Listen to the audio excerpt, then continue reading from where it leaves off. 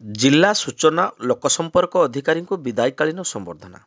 ମୟୂରଭଞ୍ଜ ଜିଲ୍ଲାର ସୂଚନା ଓ ଲୋକସମ୍ପର୍କ ଅଧିକାରୀ ଅବିନାଶ ପାଣିଙ୍କ ବିଦାୟକାଳୀନ ସମ୍ବର୍ଦ୍ଧନା ସଭା ବାରିପଦା ଷ୍ଟାଡିୟମ ସମ୍ମିଳନୀ କକ୍ଷରେ ଆୟୋଜିତ ହୋଇଯାଇଛି।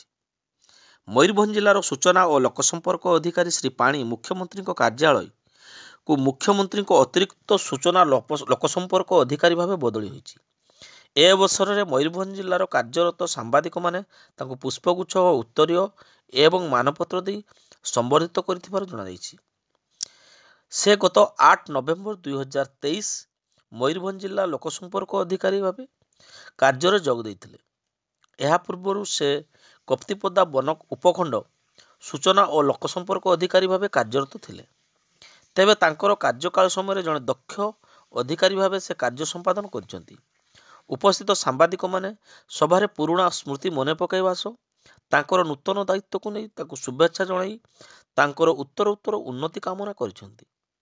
ସମ୍ବର୍ଦ୍ଧନା ସଭାରେ ସାମ୍ବାଦିକ ସୁକାନ୍ତ ଜୀଉ, ମନୋଜ କୁମାର ପଣ୍ଡା, ଦୀପକ କୁମାର ନାୟକ, ରଞ୍ଜନ କୁମାର ଦାସ, ଦଳଗୋବିନ୍ଦ ବାରିକ, ସୁବ୍ରତ କୁମାର ପ୍ରଧାନ, ପ୍ରିୟବ୍ରତ ମିଶ୍ର,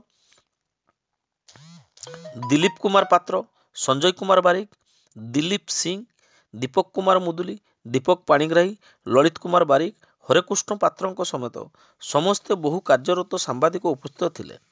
ତେବେ ଅବିନାଶ ପାଣିଙ୍କ ବଦଳି ଖବର ପାଇ ମୋରଡ଼ା ପ୍ରେସ କ୍ଲବ ସଭାପତି ଘାସିରାମ ବେହେରା, ସମ୍ପାଦକ ଅଭିନାଶ ମହାନ୍ତି, ଉପସଭାପତି ତୁଷାରକାନ୍ତ ବେହେରା ବିଦାୟକାଳୀନ ସମ୍ବର୍ଦ୍ଧନା ଜଣାଇବା ସହିତ ନୂତନ ଦାୟିତ୍ୱକୁ ନେଇ ଶୁଭେଚ୍ଛା ଜଣାଇଛନ୍ତି।